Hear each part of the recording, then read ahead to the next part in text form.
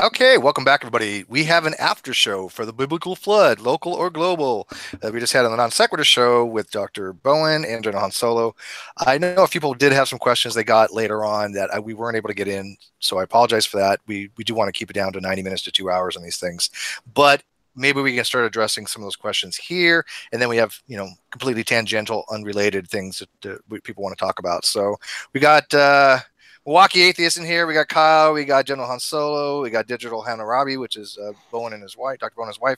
And we got David M. So we're just going to jump on into it. Say what you got to say about the thing we just watched, which I thought was fascinating. It seemed to go by really fast, and I got to admit there was a lot to unpack. So I don't know how much time we can spend on it. But yeah, absolutely great discussion between you two.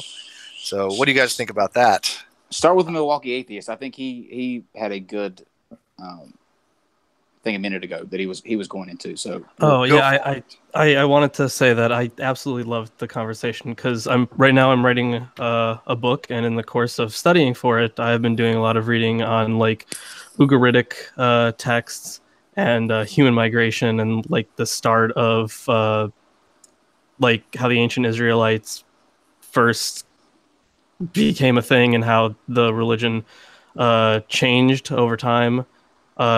So I absolutely loved the conversation. I absolutely loved the text critical analysis. Both of you guys are really smart.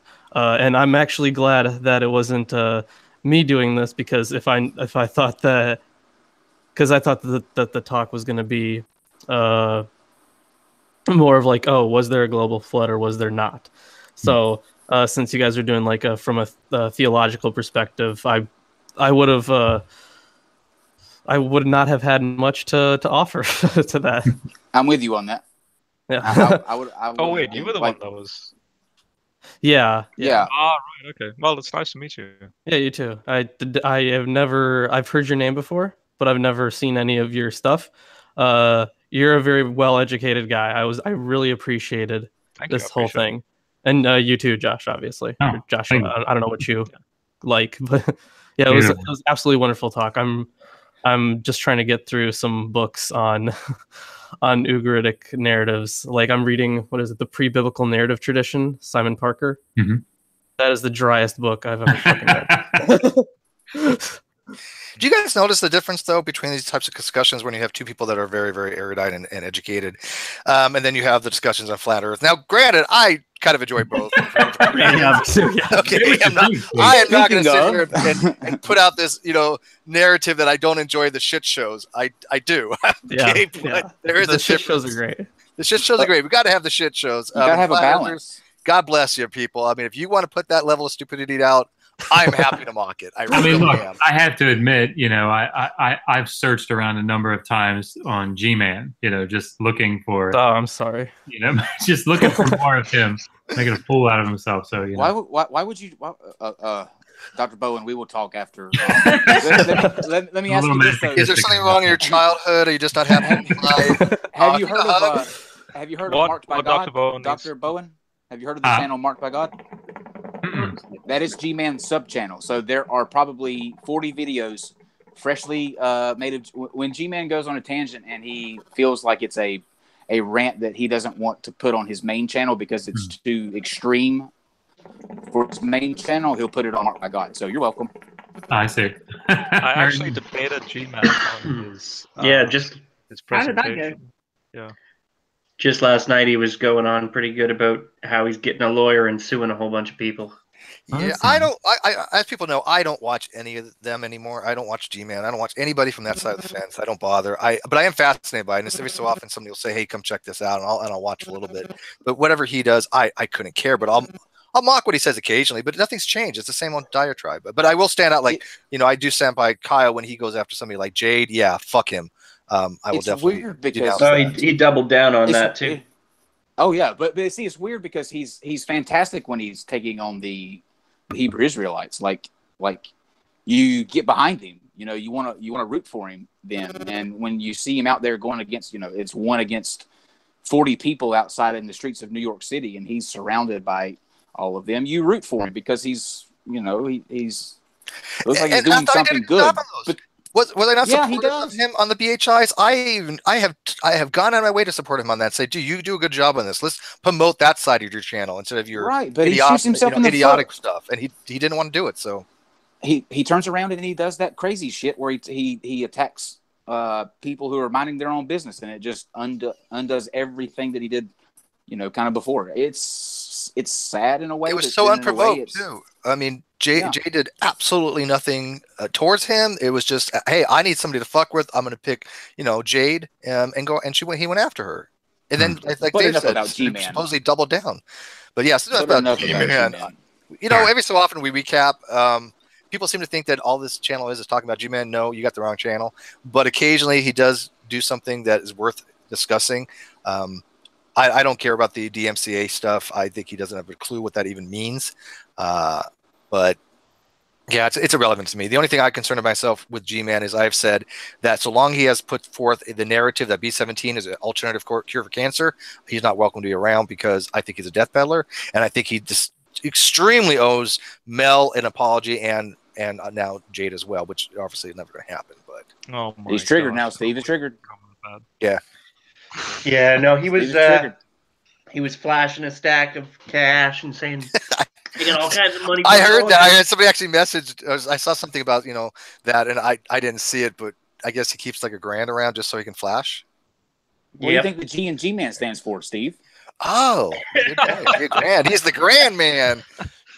Yeah, I never thought about that. Duh. But again, anyways, back to more get important things other than what was the questions that you wanted to address? Well, one of the questions I was asked, and I've asked this before, but you could touch on it, about the relationship to Epic of Gilgamesh to the biblical flood in the Bible. You mean specifics? Yeah, I mean, is it a derivative? Oh, almost certainly. Okay, because I kind of can see that as well, but can you point out some of the high points of the derivative between the biblical narrative of the flood and the Epic of Gilgamesh? Oh, sure. I mean, the birds. Yeah, I mean, the birds are my favorite. Yeah, the birds are probably the most. The whole bird motif through like all of them, like Atrahasis and Zusudra. Yeah, I mean there's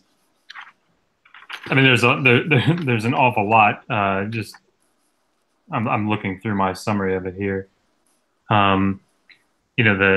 The sacrifice or the offering that's made following the flood. Of course, there's some subtle differences, maybe not so subtle, but there's been comparison of the flies that Bela has around her neck and with the rainbow, and right.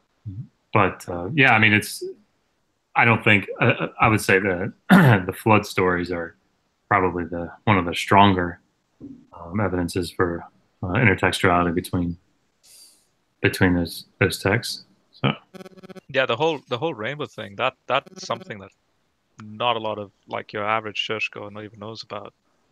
I know about rainbows. Flies and homosexual appropriation. I can't talk about rainbows.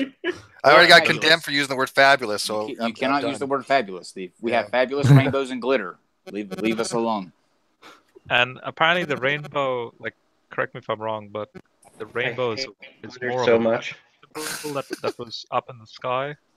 Well, why would there be a rainbow if it wasn't a global flood, Robert? I mean, if it wasn't, I'm not saying it was a global flood, but if the Bible didn't have that narrative that it was global, why would there be some covenant that God gave by symbolization of the rainbow, giving the rainbow to humans, saying, "I will never do this again," and destroy all of life except for what was on the ark? Yeah. Why would that be part of the narrative story? So this is something that maybe in the part 2 we can discuss this, and that is the whole primeval history of Genesis 6:1 before the Apkallu context. And Michael Heizer has actually, I guess you could say, fleshed that out quite a bit in his book Reversing Hermon, that all these symbols that you see in the Genesis narrative are ultimately more so to do with Yahweh versus the gods.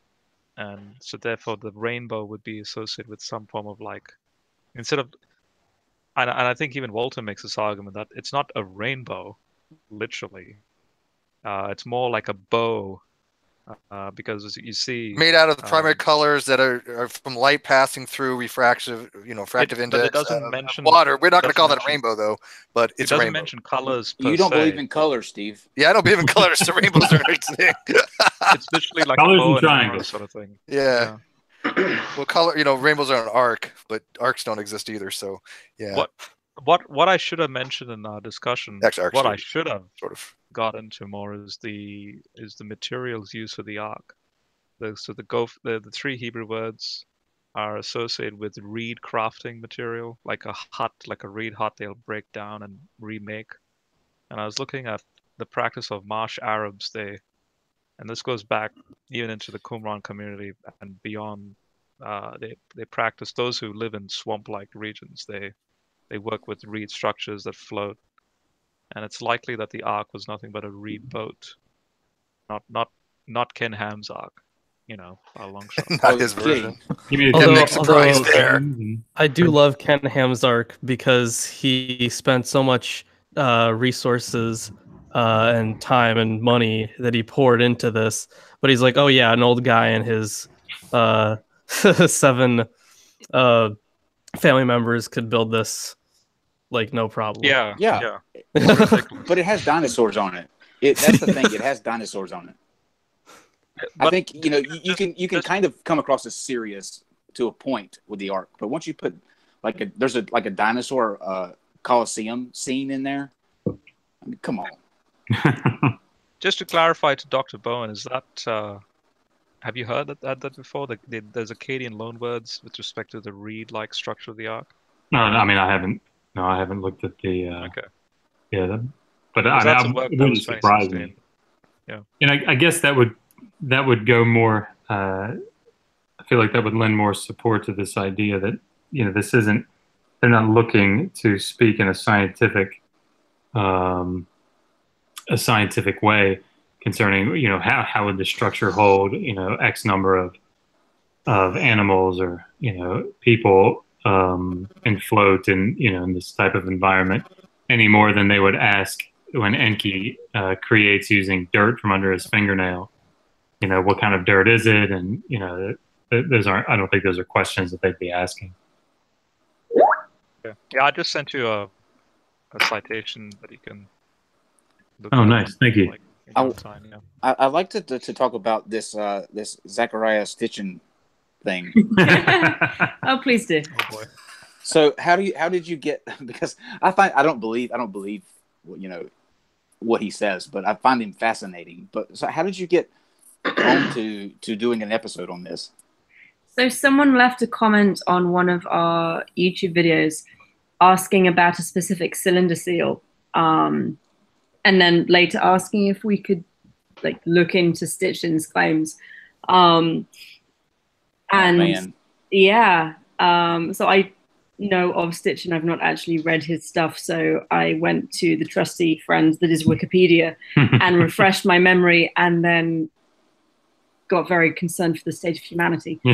It's going to be fabulous. It's going to be fabulous. It's going to be awesome, and I'm going to try and get a couple of our friends to join us for it. I have a friend who's an art historian who's more qualified to talk about the actual cylinder seal than I am. I'm just going to say right now that the cylinder seal argument is incorrect. You should Don't go out on a limb now. Just in case anyone was wondering. Don't go out on a limb now. Tell us how you feel about this. You're not sure. You're agnostic on the cylinder thing. Okay, gotcha. Whether you agree with it or not, No, Steve, don't start. it's fascinating. I mean, the story's fascinating. Whether you believe it or not, I think what you're going to find is that I couldn't put it down. I would like to think that would be a real thing, but I mean, I know obviously it's not, but it's a cool story. Superman shooting mini Supermans out of his hand makes more sense than an ark surviving 40 days worth of rain falling, Yeah, I'm so glad that everybody's on the same page as that. I mean, because that's just. I mean, there's nothing debatable about that to me. The biblical version of this story of this ark and the global flood being all over the earth and just bullshit from start to finish. Now, if people want to use it as a metaphorical thing and it's a great story and believe that the Bible still is some kind of thing from God. I have no problem with that. I really don't. But as soon as somebody says that was a literal event that happened, I'm done. They're wrong. There's no argument. See, on that. I'm saying that though. Well, and Steve says you're wrong. And I think you're wrong. But no, you say there was a global. You're saying no, you're not. Because you're saying there's a local flood, but you're saying the Bible doesn't say there's a global. Yeah, I'm just tongue in cheek. Rob, you were doing Keep your so tongue well. out of my cheek. I know you're adorable. You were doing so well. Steve confirmed French kissing a guy. I have no. I will say that Steve has been I'm not gay kick lately. You have been. I don't know what it is. And it's probably because I've been associating with you a lot lately. You're like rubbing off on me. I'm in. It's part of the game. That means two things. Well, I'm bisexual as well, so it's part of the game. I know. I'm surrounded by them. It's like everywhere now. You're wondering why. Yeah, I'm catching the gay. Okay. Listen, I have a. Don't worry, Steve. If Kyle was rubbing off on you, you'd be covered in glitter. I have a nice. I have a question that was just sent into me. It's the herpes of the crafting world. Oh God, Robert, I believe this is for you. It says, if possible, can you bring up the Hosea 6 claim for the word day that you asserted meaning 1,000 years?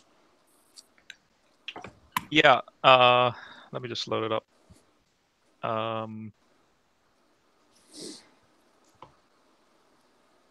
It's loading.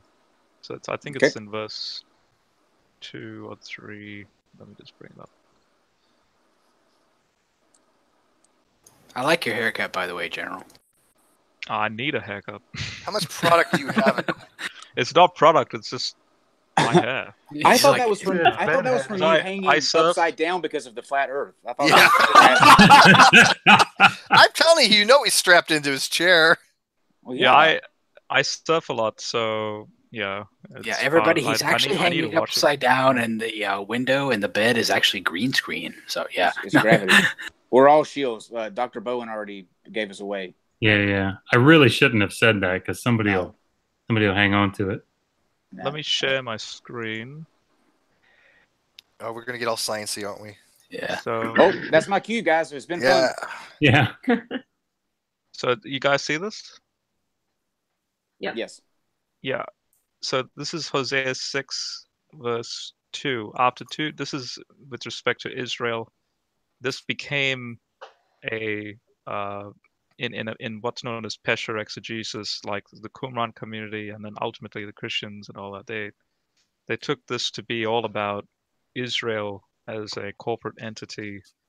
When will they raise up? And then some Christians took this passage to mean about the Messiah. Others, like I was speaking with Dr. Bowen with respect to dispensationalism. So some dispensationalists take this to mean that the 1948, state of Israel, like then it fulfilled this verse. So, but the verse basically says, after 2 days he will restore us to life. On the third day he will raise us up, and we will live in his presence.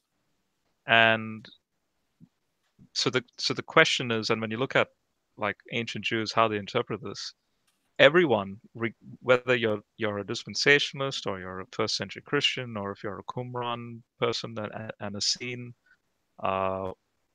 saw this as not literally like 2 days and then a third day Israel is raised up. We're talking many thousands of years have to transpire for this to even make sense, because you're talking, the exile and then the so-called silent years, and all like a very long transition takes place. Mm-hmm. So ultimately, it was applied to Jesus. They were asking that to clarify. They said, how do you get that interpretation without trying to force the fulfillment of an alleged prophecy? Yeah. So the discussion was on the yom here, the Hebrew word yom. So, and Dr. Bowen already agreed, and we agree, that there's many different uses of yom.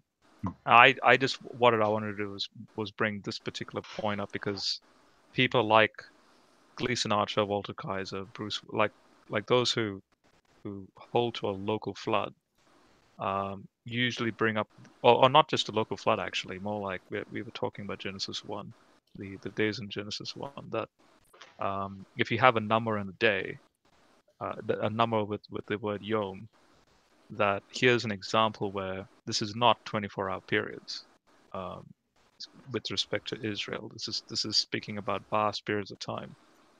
And they wanted the last one that I've got on my side. They wanted to know how you would answer that, Dr. Bowen. Yeah, so I mean, I would want to clarify just a little bit because I agree with almost everything Rob said. I wouldn't want to put in there vast amounts of time. I would say an unspecified period of time. That's a more accurate way of putting it. Yeah, and I understand, looking at this from a prophetic point of view, and looking at when did Israel, go into captivity, and when did they come back out? When will they be healed? If you take that interpretive approach, then read that back into the text, then you have an interpretation that sees, well, we know that it's going to be based on our understanding so many thousand years before this is fulfilled. So this can mean that. The question is, what would the reader at the time have understood those days to mean? And again, as Rob pointed out, context will allow this word yom to have some flexibility. The question is, what does the context say? So this is clearly a poetic genre. I mean, this section of Hosea's, he is torn, and gone away. I mean, this is clearly a poetic text. It's not the same genre, for example, of Genesis 1. Well, from a Sumerian standpoint of numerals, would this apply to base 6 at all, or is that too far back? Okay. Not at all. No. Hey, real quick, Dr. Bowen, you had mentioned something about a gnomic way of looking at this text. Could you kind of go into more detail about that? What you meant by that? Yeah, from a linguistic standpoint, when you say the sun rises and the sun sets, linguistically they can put that in that's a gnomic sense, right? Like, generally speaking, this is true. This is how it operates, generally speaking.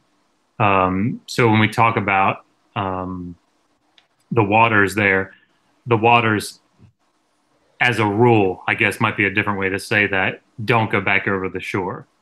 And that's what they're observing, and that's the point.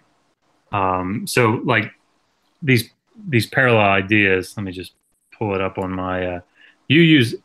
Rob, did you say you use accordance? I use Logos. Logos, okay. you're looking up. Yeah. See, I use BibleWorks, so I'm just kidding. I forgot what I was going to pull up. Oh, Jeremiah 5:22. So, should you not fear me, declares the Lord? Should you not tremble in my presence? I made the sand a boundary for the sea, an everlasting barrier it cannot cross. Right? The waves may roll, but they cannot prevail. They may roar, but they cannot cross it. The point here is that God has set this boundary, and I'm the mighty one that fights against, the water, and I won. So I have set its boundary. It's there. It's not specifying. So this is the gnomic. This is the customary. This is the rule, right? This is how it works. But what that doesn't mean is we can't go back to that verse. In my opinion, we can't go back to that verse or to Psalm 104:9 by extension and say, well, now when it says it can't return back over it, that means ever. And that negates the possibility of the text talking about a flood. Another question I have, which it didn't occur to me, is the yom in Genesis 2. I think it's Bayom, is how it is. What verse are you looking at? Genesis 2 verse 4. That the day that God made everything constitutes all the 6 days. So which word is it that's used when they're referring to the 40 days and the 40 nights of the apparent flood? Imagine it'd be Amim. While Josh is looking things up, I'm just going to break in and say good night. Good night. I'm going to bed because my 3-month-old is going to be up in approximately an hour and a half. Definitely get an hour of sleep while you can. Have fun. Well, thank you for joining us. Get your 90 minutes. Yeah. That means Joshua gets a chair to himself now, way. right? Yeah, there you go. Everybody subscribe to Digital Hammurabi. Thank you. It's really kind. Absolutely. Yeah, we got to get the. I got to get the link in the video description. And while we're doing that, Rags snuck in. He was watching the discussion. Anything you want to add on it? Hey, Rags, buddy. Rags. Yeah, Rags. Mm-hmm. He's going to talk about a topic he has no idea on. It's going to be great. Let's do it. You need to unshare. I don't think it rained for 40 days. I think we agree. Good. There you go. Good, Rags. Who's a good boy? I am. I harp on this fact, but if it did rain for 40 days and 40 nights, it'd be kind of fucking dangerous to go outside. I would be worried every time it rained. It's like, oh shit. I think all life would have, yeah. I think the Earth would have never came back from that, but whatever. How the hell did a plant come back within the time they were on the Ark? It was salty. It was. Yeah, I mean, it was a floating plant. I could have gone into the agricultural scenario with Noah getting drunk, and again, if you follow my model of where they're located with Mount Judy, if they migrate westward, around 10,000 BC, you start to have agriculture of wine development in that region. Yeah, and also true. Olive trees. Like there's a mention of an olive leaf, and so again, within that region, you have olive trees that prop up, and we're talking roughly 9,000 BC, 10,000 BC, which again, it just matches with the text and the accuracy of the text. And so if they did use the other word, the or whatever for that, would that then make it 40,000 years? No. That's a question I should have asked Dr. Bowen. So in Genesis 2:4, to summarize the 6 days. So if I understand Dr. Bowen's argument about seeing Yom there as 24 periods each. So each is a 24 period. But then you have other scholars like Gleason Archer that will say, there's no definite article, so therefore these are indefinite periods of time. So then a follow-up question on that, because Dr. Bowen will say Gleason Archer is an error there, but then it is actually an interesting question then to ask, and that is in Genesis 2:4, it uses Yom to describe all the 6 Yoms. Well, it's so that's an assumption, right? Because it's also possible, and I would not in any way consider myself to be a JEDP, documentary hypothesis expert, but I mean it's entirely possible that this is. Where do you stand on that then? Yeah, I mean, I would probably fall more in European scholarship point of view, but okay. I don't know. I haven't studied enough. I was actually going to bring that up. I think to understanding some of the language, like when you guys were talking about all the earth, and when you guys were talking about days, I think it would be really helpful to break the text apart into their authors and see how they're using it. And can I real quick notice something that I think is kind of important? You have somebody who has a PhD in Assyriology that has obviously done a lot of academic. And then yesterday you had an astrophysicist that was very well accomplished with a PhD. And both of them are happy to say, we're not a particular expert in this thing. And I find that to be very diametrically opposite of people with DK that literally have no idea what they're talking about, that think they're experts on everything. So you notice the more you get educated on something, the more of an expert you really become, the more you do downplay your expertise, except when you're called for like that's primal fear and survival, because no, I get it, dude. I have to point that out because I noticed the dichotomy there. It's just when you see people that are so fundamentally flawed, they're always pretending like they're an expert in something. And then when you have expertise, it's ridiculous. It's totally notable. So I want to throw that out there. Unless you're Tony Stark, then it's all right. Well, yeah, of course. Yeah. Which, by the way, we are going to have Marvel's versus DC coming up here, I think. Oh, I demand part of that. It's the poor sap who has to represent DC. How on earth? Yeah, I'd be on the Marvel side for sure. Whoever Wonder Woman's with, I'm down for. DC's Booster Gold all the way. You're going DC, are you saying? I'm going DC purely because of Booster Gold. He's going DC. That's gonna be a motto now. I'm going DC. I'm going DC. Literally. Washington DC. Bitch. Is it Milwaukee? Yeah, yeah. You asked about the because I saw your 2 floods video. Oh, did you? What did you think of that? Yeah, I mean, that goes right in line with classic, JDP. Yeah, literature, yeah. I Wellhausen and all think the case for the like at least like the baseline documentary hypothesis is incredibly strong. So Right. I've been looking a lot into that. Right. Do you see in the chat, like the side chat here? Oh, I'm not even looking at it. And the link to the Digital Hammurabi is now in the video description. So take 2 seconds, go give him some more subs. He's up to like 200 now, so we can get him a little bit higher. Megan will be very excited about that. We can get him to 1,000 by the end of next month. That would be awesome. So then we have to. What should I be looking for in the side on chat? his channel or In something? the side chat, on the very top, I put a link. Well, for me it's the very top, but for you it may not be. I say get this book. It's scholarly and released last year. What's the book? I can't seem to find it here. I'll copy it and send it to you on Messenger. Oh, yeah, this is the side chat within Google Hangouts. Oh, the side chat. Okay. Yeah. Just looking in the chat and the. Gotcha. It's Oxford Press. So this guy actually is one of the guys who they recently had. I mean, he explains it in the.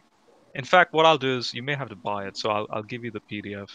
You don't have to buy it. But, yes, paywalls.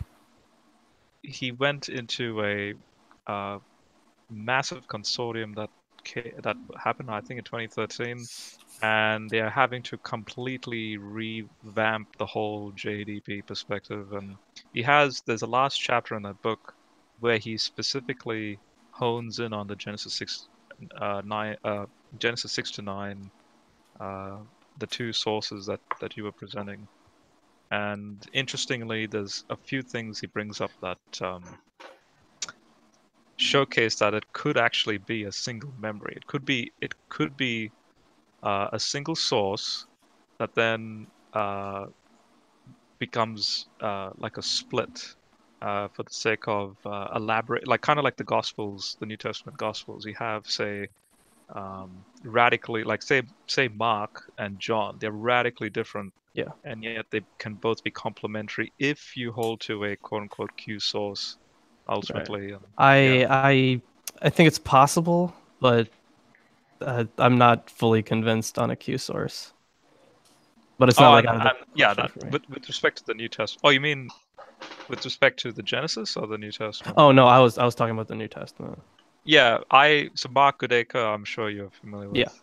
Yeah. So I fall in the same line with him. Yeah. Which, if you do, then you're more conservative than you might, Because the Q source is usually used by critics. Right. What's like? I mean, the way I think that there may have been some sort of oral tradition that the author of John was probably taking from, but I do think that he was aware of the other Gospels. Like I don't think it was completely separate. Mm-hmm. But I'll definitely take a look at this book, because I have a bunch of books I have to read through, like a bunch. What's the title of the book? The book title is Inconsistency in the Torah, Ancient Literary Convention, and the Limits of Source Criticism. Let me also recommend. I do have one note before we get into anything. I'm aware that the documentary hypothesis, at least as colloquially presented, does have some flaws, and from what I've seen, the iterations on it seem to work the best, like like J1, J2, J3, and so on.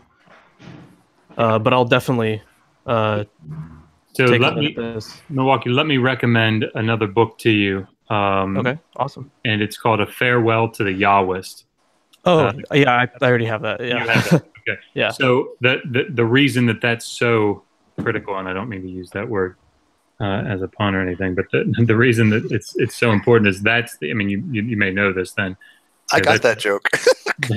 that's bringing, European scholarship was just in a sense unknown to American scholarship. and in a very real sense, very practical sense. So that book was a big push in 2006 to with its publication to try to get European scholarship on this issue into English and into the hands of American scholars. So very important work. Do you hold a JEDP? I mean, do you think it's a valid thing? I mean, again, there's definitely editing. I mean, there's no question that there's editing. I mean, that's what these texts do, right? So, Jeff Tegay put a book together, maybe in the 90s. I can't remember now, but on the Epic of Gilgamesh, and showing, how the text was edited. So, I mean, but the specifics of it, I mean, I wouldn't even begin to try to articulate a position because I'd have to read. It would be an interesting discussion. I know very little about it. I'd be fascinated if somebody could actually walk through the different parts that are attributed to each of the supposed different authors. Yeah, I mean, I have a favorite example, like the golden calf in Exodus. I think it's current scholarship, at least because I haven't read the book that Rob just linked me to, but it seems to me that it was written. That's why. Okay, yeah. So it seems to me that it was written by E, and the thing is, the thing is, I think to me it's a clear reference to Jeroboam in First Kings making the two golden calves. And what I find super interesting is that whether or not that actually happened in Israel's history, the words are like exactly the same, like almost exactly the same. Like, here are your gods, O Israel, who brought you out of the land of Egypt. So I think it's like a clear reference. And I just love that kind of stuff. And then like taking the creation accounts and the flood narrative, the spies narrative, Numbers is like a good example of J and P sources being combined. There's like a lot of really cool stuff. Oh, if you don't mind, I have a real quick thing just to kind of ask General about real quick. Going back, there was somebody who cited Hosea, I believe. I think it was 6:3, or at least Hosea's 6:2. 6:2. There was a point where 3 leads on though, and it talks about his coming is as certain as the dawn. He will come to us like the rain. Is the rain in this sense allegorical, or is it symbolic of the flood, or am I off here? Oh, no, it has nothing to do with the flood. Okay, I'm sorry. I just want to make sure. Thank you. I didn't realize we were stuck on Robert's pretty face there. So people were like, why is it presenting Robert? I have no idea. So sorry about that, people. I probably shouldn't have said anything. I probably shouldn't have said anything about his hair. That's my fault. I'm sorry. G-Man AY, not the same G-Man, mentions that before the Epic of Gilgamesh, there was even another kind of deluge story. Oh, yeah. So there are a bunch of them. I've heard of a few, yeah. Yeah, so the Sumerian flood story dates, it's roughly the same story. Roughly is probably too general. I mean, it's the same story. Probably goes back to the Old Babylonian period. It doesn't seem like we have an awful lot of evidence for it going back into the Ur 3 period, into the third millennium. But yeah, so we definitely have an Old Babylonian Epic of Gilgamesh, or at least we think it's an epic. So they probably all roughly go back to the Old Babylonian period as far as we can tell now. So let me ask. I'm going to put on my atheist hat just for a minute. So don't everybody go nuts. You cannot do that, Steve. I can step into your worldview. I can borrow from your worldview. Have you decided on triangles yet? Yeah. So you're already in our worldview. You are an atheist. Everyone knows it. Proceed. Oh no. There's no such thing. So let me ask Robert here. When you start whittling away, and I know you've been asked this before, but I want to ask again. When you start whittling away some of these stories, when you start going that, okay, this is not exactly what happened. There was no Noah's Ark. That I'm convinced of. There was no global flood where the water rose, several meters in the air. Not going to happen. There was nobody swallowed by a whale. That if you want to take into account the parables of Jesus, I'm fine with that. If you want to say that Jesus existed, sure. But when you do start eliminating some of the other more fanciful stories that we know are allegorical, which is just obviously a metaphor that's continued throughout the story, or something that's just, you know, small reference that's metaphorical. What do you have that's left, and why would God do it that way? Why would He have so many things in there that clearly are not actual historical stories? Are they there to teach something? And if so, why did people butcher them so much? You just don't believe in the flood because you want to sin. That's probably the case. I am sitting right now, dude. That's why I turned off my camera. I am sitting at right this now, second. You have no idea. I know. Oh, If I wasn't sitting down all the time, my channel would get shut down. Probably. Finally, you know, I'm telling you, sometimes you got to be comfortable, right? I'm terrified to see what Rags does behind his camera. Oh, that's because his computer is powered by the pressure on his seat. No, I'm just kidding. No. Yeah, what Rags does off camera stays off camera. That's actually a question I've also pondered myself, and what I've, you know, so far in my reading and all this, and also being a practicing Christian, and in some sense you could say like a subjective experience with the divine relative to the scientific method. And you know this, Steve, that I make sure that I appeal to critical thinking and you know.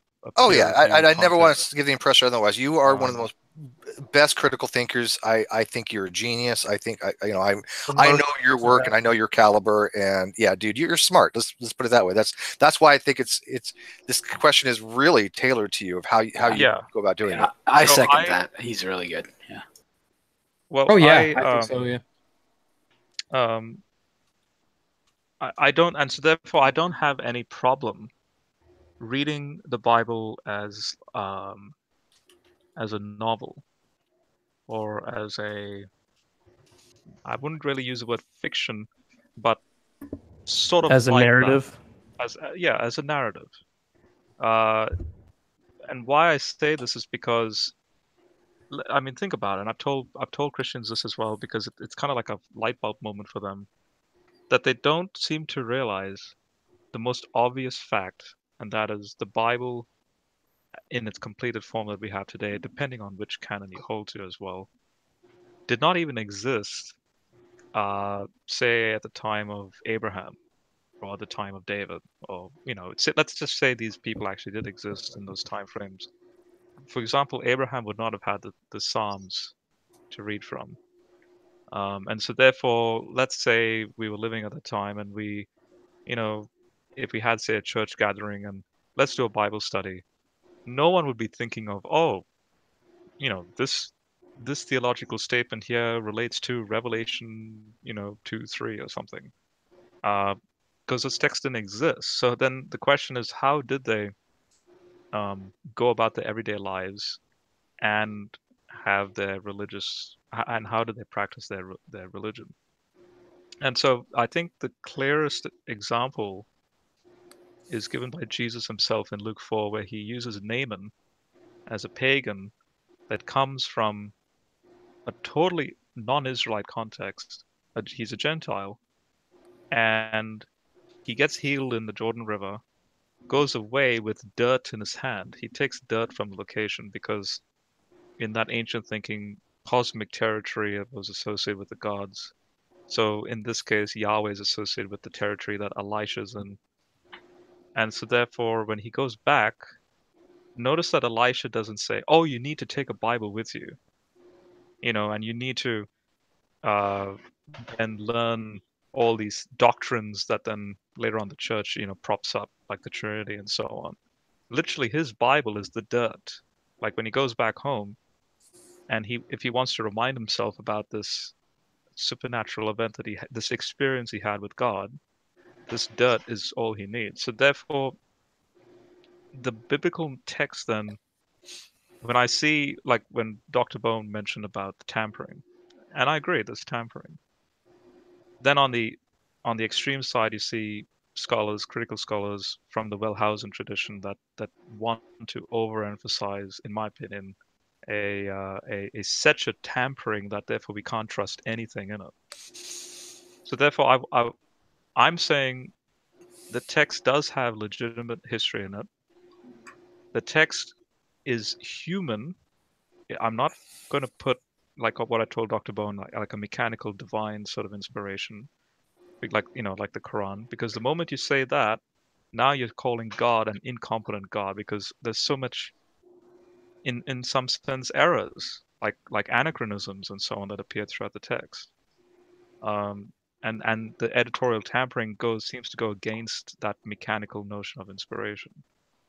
So I see the entire biblical narrative as human, in history, with genuine psychological and experiential things going on, with the best that they understood at the time. So, for example, when you read Ezekiel and you read the first chapter of Ezekiel, you need knowledge in iconography of Babylon to even make sense of what Ezekiel is describing in the first chapter. It's not like, for example, Zachariah Sitchin thinks it's speaking of UFOs.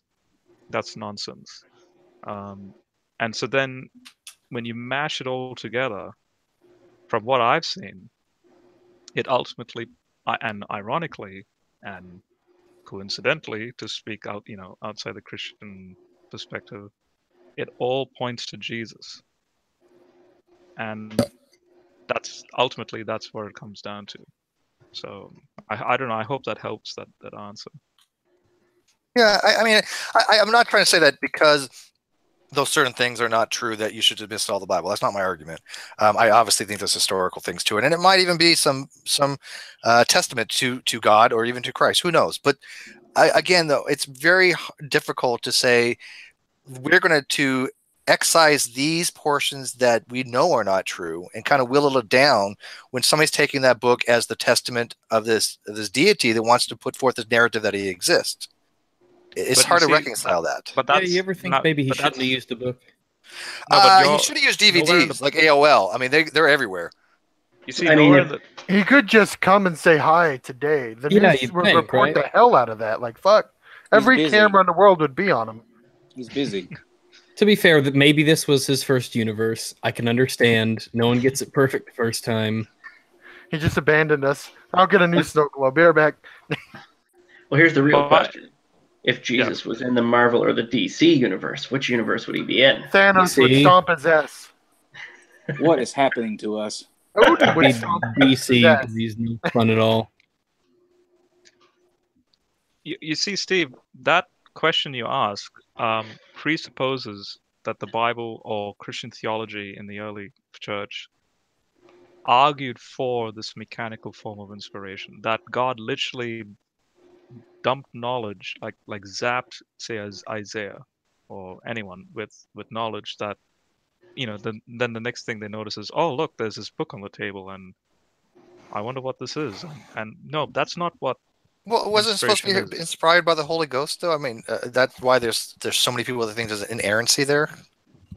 Well, theopneustos is the Greek word for God breathed, and Peter and also the author of Hebrews, which I believe is Paul, makes allusions to how the Holy Spirit functions like the wind. They use wind language, and in fact it is. I mean, ruach can be wind. Jesus also mentions it. But the analogy they use is that just like how a ship sails through the ocean and wind is able to help the ship sail a certain direction, but notice that the picture language is communicating who's actually who's autonomous in this context. Is it the wind?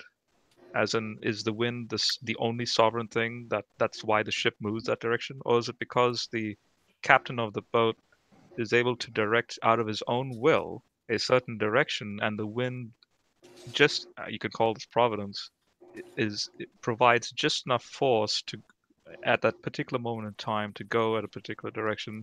Sometimes there won't be a wind because maybe the wind doesn't want to go that direction. So it's using that picture language relative to how the canon came to be up until the first century Christianity.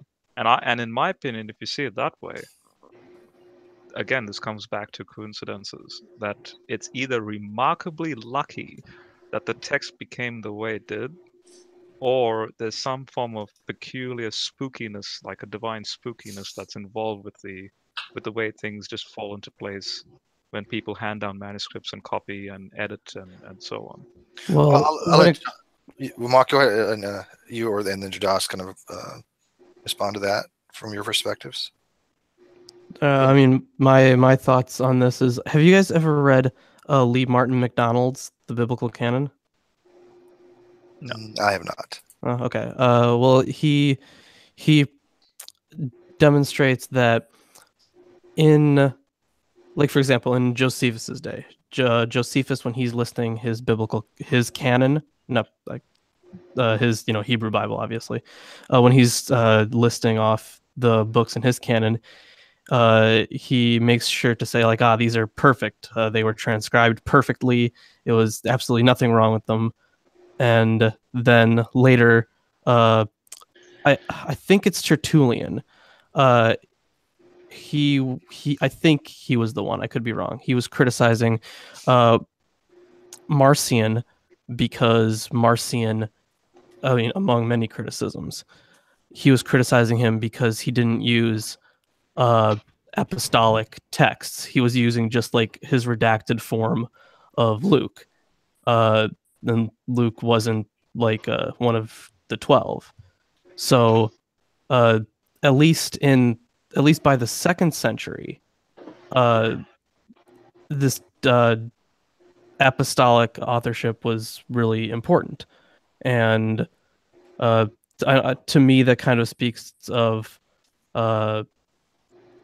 it being really important that you got your messages from a divine source, at least, and it's a different tradition for Judaism and Christianity, but in some sense, getting it from a divine source was at least important. Dr. Vaughn, you want to add on that too, real quick? Yeah, I mean, I think part of the issue that I have with this discussion of canonization is this idea that you only see this in the Hebrew Bible or in the Greek text. Mesopotamian quote unquote canonization is actually, I think, far more remarkable in that it goes through what are arguably very dark ages with tons of turmoil, and yet you see religious traditions, liturgical traditions. One of the things I wrote on. Coming down from the old Babylonian period down into the late 1st millennium, and there's a standardization that is it's fairly rigid, and so I guess this, Rob, I don't know what you meant by it's spooky or coincidental. Maybe you can elaborate on that a little bit, but how these things were copied and maintained. Is that what you're saying, or because if that's the case, that's certainly not an anomaly. How it ultimately, I mean, when you speak about anachronisms in the text, for example, like Genesis 14, the word Dan appears instead of Laish, which then Judges actually clarify, saying it wasn't called a Laish. It used to, now we call it Dan because of the tribe or of the Chaldees. Yeah, sure. Right, and well, then that's another thing. I mean, is it Ura? I mean, meaning is it a different Ur, like not the traditional Ur? Almost certainly not, and Ur was a Chaldean region there in the. So you hold to the other one, right? Which is the quote unquote controversial, like it's a different Ur. No, it's the Ur down in southern Mesopotamia. Almost. Oh, certainly. You do. Yeah. Oh, okay. Almost certainly. Okay. Yeah, I don't know. Have you heard of the other texts on that, like the other papers on the northern Ur? No, and I don't know why a Chaldean region would be cited in that way, because during the late Assyrian period, I mean, this was the late Neo-Assyrian period. I mean, or the Chaldees was, the Chaldeans were a really big deal down there in southern Mesopotamia. It would fit very well, but yeah. Anyway, sorry. Go ahead. Yeah. Anyway, but so I can give you relevant papers on that. Sure. So Robert, I have another question for you. This was from the audience. Odian14, by the way. Hey, Odian. He did $1 super chat. And by the way, thank you all for the super chats, and I want to thank my patrons as well. I know that I've been focusing a lot on NS, but the people that have stuck with me on my Patreon, I do appreciate it. Even if it's $1, $2, it all adds up, very much so. So I want to thank them. But he says, General, I have been looking into the various philosophical and biblical undertones in the Matrix, and I read your stuff you wrote on Christian symbolism. Have you considered a Calvinistic view? I know your feelings on Calvinism. Go ahead.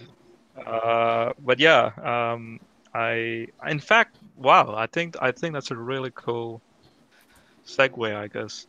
I made a series, and I'm still writing it, on is the Matrix film a cyberpunk parable? And I'm going through literally every scene in the first Matrix film and showcasing that every statement that's mentioned there has a correlation theologically with basically the biblical story.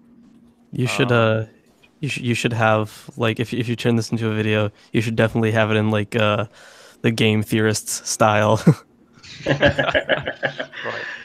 I gotta ask too, though. You had said that it was either that it was spooky or that it was like incredibly lucky, but it seems like when I hear that argument, I think it's like people think for some reason a royal flush is somehow more like higher odds of it happening, but it's the same as the worst hand in a deck of cards. It's just we just kind of pump it up because we insert meaning onto it. Yeah. Yeah. So I mean, wouldn't it be equally possible to say any text that survived that long would be equally unlikely, but we don't necessarily ascribe it the same meaning? And is that what you're saying, Rob? That because it survived that long, that no, I'm not. Well, I'm not saying that. No. Or that it happens to be constructed in the way that it is. You know. I'm talking about the intelligent nature by which themes and parallels can be connected. So, for example, the cosmic tree in Ezekiel. Ezekiel 32, I think it is, or 31 actually. But then Ezekiel is connecting back to Eden, the tree of life, and you're talking about a whole huge, like Mesopotamian context with respect to the tree of life and what that ultimately means, and then that then retrojects itself forward into the way tree of life language is used in Jesus. And again, if Jesus is like the key to all this, the way these authors were writing of them by themselves for the contemporaries of the day, and so when Ezekiel's writing in Babylon, that's all he's concerned about. He's not concerned about someone in the future. That's how I see these biblical authors. Like, for example, Isaiah 53 is about Hezekiah, has nothing to do with Jesus, and yet the text, the theology, and so on has this remarkable, I guess you could say, like a correct application ultimately to Jesus. I mean, and then there's like a deliberate, intelligent intent to point. Yeah, but wouldn't we expect to see, because the books were selected on a similar theme, there to be sort of a common thread that you can connect the dots? I mean, you can look at the way like conspiracy theorists work now, where you can intelligently connect a whole bunch of unrelated things and make it sound good. And so how do we know we're not doing that and just accepting it because it's been taught that that's the right way? I think it's. Go ahead. Go ahead. I was going to say you're angling at what's known as Pesha, which is now this whole notion of Messiah application to the Old Testament started to arise soon after Maccabees, and then the whole Jesus tradition falls into that play, and yeah, but the theology of how God relates with His people seems to be a continuing theme right throughout. And when I look at, for example, Michael Heizer would be one. I consider to be well grounded in an Old Testament ancient Near Eastern context. I mean, and by the way, I'm not just stuck with Heizer, but I guess you could say I'm anchored in him because at least with him, I'm most familiar with the way he goes about this stuff. So it doesn't mean I only look at him. I look at other people. Yeah, I just picked up his book, The Unseen Realm. Right.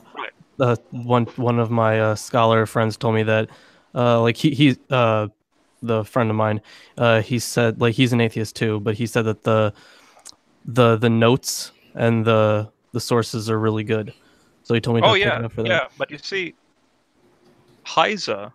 So, for example, what fascinated me about Heizer's work is ultimately his direction towards a divine council narrative of the Bible, meaning a polytheistic notion, but at the same time a monotheistic religion that Israel had.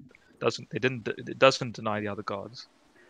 So, but then if you're boiling down the most sort of interesting part about the book to being that it's sort of about a god relating to his people, I mean, couldn't you say that of pretty much any religious text of any religion? Like that's and you see that's where someone like Heizer would actually agree, and has actually interviewed a scholar who wrote a book titled God's Rivals. Why are there other religions and other gods in relation to the Israelite religion that we shouldn't ultimately deny? Really it comes down to this. Let me put it this way. It comes down to this. Does the supernatural world exist? If it doesn't exist, all of this is nothing but human psychology, very fascinating moments in human history with respect to the human psyche that Jordan Peterson then will fit into this category, because he sees then the biblical narratives as having a major psychological perspective regardless of whether God exists or not. And I think that's what I'm trying to communicate in this answer, that it's intelligent, and then you tack on God on top of that. But don't you find out with all why would you tack on God? Yeah, like I guess why take that extra step? Yeah. Right. And things they can't explain, you know. Right, and that's the next question, which, in my opinion, I believe that Jesus existed, and I believe Jesus is God. Therefore, through that notion, I see a Jesus connection with all that tradition. So, for example, Jude just flippantly says, and some manuscripts don't have this, but the earliest, we recently found the earliest that says that Jesus saved the people out of the land of Egypt. It's just a flippant statement. And so, isn't that tantamount to just?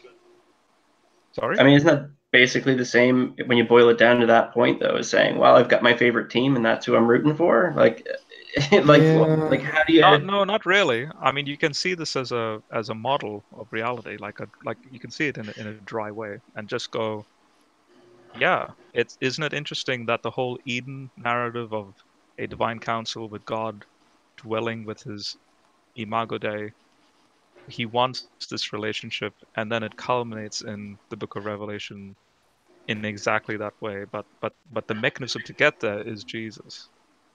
So there's this that's why the Bible is called an epic. There's this like epic of these vast periods of time between prophets that should not even have any connection with each other. I mean, the periods of time between the prophets are so vast that the contexts are vastly different each time, and yet the theology runs the same right throughout until Jesus. Well, I would argue that's what I find remarkable. I mean, it kind of changes a little, though, right?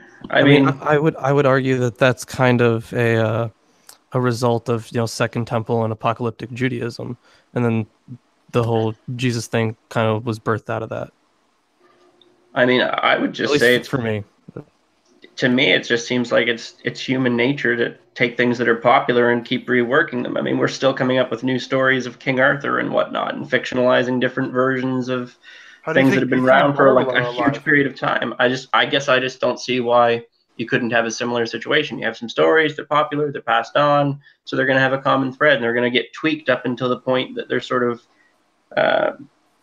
the earliest point that you have, where they're more connected and closer together, because the very far original may have been severely retconned along the way, right? Yeah, I sympathize with that completely, because let's, for the sake of argument, Noah's flood, like my model, based on the research and then the connections I make, say that's correct. Okay, fine. Then the Exodus. I sort of disagree with Hoffmeier with the dating, but more or less I've seen enough evidence to go, yeah, there's a lot of 18th dynasty connections in the Exodus account that can only make sense, with a contemporary at the time. So let's say that's correct. On you go with the Old Testament up until Second Temple literature, and then you have this guy named Jesus. Now, if it's all nothing but these grand events in history that people then just tack on God, but really it's nothing but just naturalistic history, then the big question that needs to be wrestled with is this. If Jesus is God, then there's a remarkable... the atheist will have to have a remarkable response to continue in a naturalistic hermeneutic with respect to the Old Testament if Jesus is a man who is indeed the Logos in flesh. Otherwise, if he's just a man, I will concede no resurrection, and I will concede, the whole faith thing. Basically, Keep what in mind, Paul though, said. you don't have to adhere to, there's no such thing as supernatural to be atheists. They're not dependent upon each other. Although, I would say that probably a majority of atheists are at least methodological naturalists. I'm not sure if they're all ontological, but I think a high degree probably are. They just don't say it. But what are you saying, Rex? I would imagine that the leap from Jesus was a guy to he was a God made flesh that's a pretty big leap. Yeah, I was thinking the same thing. I was about to say, well, if you just say he was a god, then atheists have a lot of questions to answer. It's like, whoa, that's quite a bit of a step one there. And the issue is with proving that he's historians can't prove miracles. We have, I say we, I shouldn't say we. Historians have no way of proving that they are in fact supernatural. We don't even have a way of proving supernatural causation. At least at this point. I mean, that's like saying, well, if you grant that Shiva's real, those non-Hindus are going to have a lot to answer for. And it's like, yeah. Well, I would leave out the word prove, and I've always chastised it. I hate when people say prove this because they're not talking about proofs. Demonstrate or give some reason. It doesn't even have to be evidential. I don't mind if somebody says, "Look, I believe there's a God. Let me show you the reasons," and they don't have to be evidential reasons. That's fine, but there are some more persuasive things than other, but the fact that we cannot prove something doesn't really matter to me one or another. I think we'd sort of avoid using the word proof in that regard. I mean, I guess how do you know that Jesus wasn't just an older version of Joseph Smith, right? I mean, the Mormons figure he wasn't claiming to be God, but he was claiming to be a prophet. Golden plates apparently had witnesses to this, although I think probably most people here would agree that likely never happened or they didn't see them. But yet you have a large group of people who are willing to believe that that's the case. And I mean, if all you have is some Jesus guy saying, "Oh, I'm a god," and a few followers and becomes a martyr, I mean, why would we think that we'd be any better able to discern back then than Mormons do now, Right.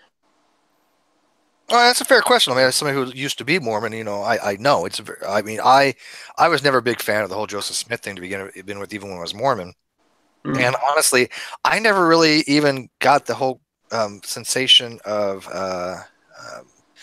it being, how should I say it? I mean, obviously they're a Christian religion, and G-Man can go screw himself. It is Mormonism is Christianity, whether he agrees with it or not. That's just reality. But like Christianity fan fiction almost, but it is Christianity. Yeah, but I never really got into like the whole Christian narrative of it, right? I just never got into that. And then when you look at some of the things in the Book of Mormon, I never thought the Book of Mormon was really that well written. And I read it 3 times, and I still the don't Bible know isn't well written. So, did you have the magic run-on sentences? No, I never got the Temple Gardens. Damn it. Maybe the Bible is comfy though. I think the Bible is very interestingly written. No, it's badly written. As a writer, it's badly written. As a text, I do think it's fascinating. Well, let's ask the expert. We have somebody. It's genius, actually, what they did, how they made it. I think it's pretty creative too. The I mean, fact that you guys are even admitting that is exactly what I have no problem with the way the Yeah, book. No, I think the Bible as a historical piece of literature is just amazing. But I am not a biblical expert. I don't read the Bible that much, but I can appreciate it for what it is. It's literature. We have an expert here. Let's ask him. Yeah. He already says he's not expert or anything. He doesn't know what he's talking about. Well, I mean, I'm kidding. Wait, who are we talking about? Dr. Bowen. I mean, there's absolutely no question that particularly the Hebrew text is a literary work, and it's a fine literary work. I mean, Hebrew poetry is, and they were very talented people, but it's in no way an anomaly. I mean, Sumerian and Akkadian texts.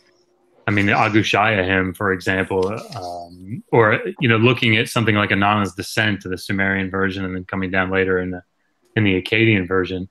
I mean, I mean, good grief, Enuma Elish. I mean, these are magnificent works of art, literary works, and so to say that because we have, a well written literary text for the period, I don't think that provides any evidence for its authenticity in a a divine sense. Right. I think that's kind of the takeaway. Just because I fully agree, from a literary sense, it's fascinating, and the people that do the textual criticism on it, that takes a lot of time and effort.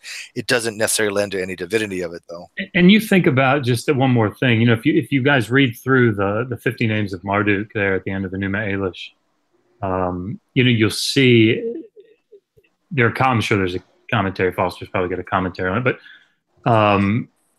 the way that they do Akkadian and Sumerian wordplay based on the cuneiform signs and their values, I mean, it's exquisite, and there's no other way to describe it. And the thought process that went into connecting Marduk's name, Amarutu, into these various forms, it's magnificent. So. But I don't think that lends any. I wouldn't then say that it follows, logically that there was divine inspiration for it. I agree. Yeah. And people that are asking, to join, anybody can kind of join on these hangouts. I'd like to have open hangouts. The only thing I ask is that you kind of at least have something that I can go validate you are a real person. Facebook, G+, YouTube. I mean, we do get a lot of potential trolls that come into these hangouts, and we try sorry, I'm not a real person. Yeah, besides Milwaukee, I don't know how he got in. Somebody just gave him the link, I guess. I blame Dave. I always blame Dave. Why am I getting blamed? Take his wrench. Your name's Dave. Dave, take his wrench. Hang on, there's one rule of the great debate community. If you're named Dave, you get blamed. That's it. Oh, okay. Well, I guess so. By the way, I wasn't just trying to attack Mormons, Steve. I'm very grateful. No. I wasn't defending Mormons. I'm no longer Mormon because of the questions I had. But I tell you what, Mormon girls, freaking hot. So let's just throw that out there. Awkward. Amish girls are the bottom of the hotness meter. They're not. You know what? I have to offset my gay comments with every so often with a straight comment because I like Mormon women. Oh my God, they're gorgeous. So Steve is bi, confirmed. Oh yeah, Steve. I didn't know you were into girls. It's okay. We're here for you. It's okay. You into chicks? Yeah. I didn't I know don't need a that. hug. No, I don't need a hug. And I know Rags. He likes to have his hands wander when he does that. So What about a hug from behind? That's not helping. No. Your hands ever Can I spoon with you, Steve? Can I spoon with you, Steve? I am always the big spoon. Sorry. Oh, that's still spoon. The only person I ever spoon with is Pimp, only because he's never been small spoon, and I want to show him what it's like. Pimp Monk. I'm afraid it's going to be impossible to do that. I don't know how mechanically it's going to work. It seems like a possibility, but damn it, I'd give it a shot. Steve, have you ever tried to pick up like a large-sized water balloon in a teaspoon? Yeah, like I said, it's mechanically going to be questionable, but yeah. No offense. Anyways, real quick, I think it's a good segue because I can't keep this open late. It's getting late for me, and you know how my roommates are. But Milwaukee, you had something, a comment that you wanted to address with the atheist. Good segue, I think, on that. Yeah. So this comment I got recently on a video. Let me just pull it up here. All right. Why do you fools dare to announce yourselves as atheists? Don't you realize that as atheists, there is nothing waiting for you but hell? And then he like signs it just politely, John. Thanks, John. Thanks, John. Thanks, John. And even though listen, I've always said, even though I very much staunch, as of right now, self-identify as agnostic, I'm still in the same boat as every atheist out there. We're all screwed. If that's Messages like that make me a little more Christian every time I hear them. Yeah, you know what? There's the good Christian love I've been hearing about. Now, it really does push you away from Christianity. Yeah. You want to hear a Christian response to that? Well, yes. That's the thing. Let's am go. I a Christian? Do it, General. Are you a real Christian? I've told Steve this before. I've told Steve this before. I said, Steve, like this is back, like last year when, like for example, Jade, Steve, myself, a few others would say analyze certain young Earth Christians' arguments and all that. And something I've noticed with atheists, or basically non-Christians, and again, this goes back to the whole like Naaman analogy Jesus made. Like he's just a pagan guy, and yet he's still saved. That the pursuit of truth, the argument that Paul makes, for example, in Ephesians, that you've come to learn the Messiah because truth is in Jesus, and then you have this logos language of Jesus being applied with the logos and all that. That, for example, someone like Steve, or and not just Steve, but more or less a lot of people who interact with this notion of what is truth, knowledge seeking and critical investigation and so on, I believe have more Christian virtue. You know, the whole James argument, show me your faith with works, not just faith alone, that sort of thing. I see these people as having more Christian virtue than they realize.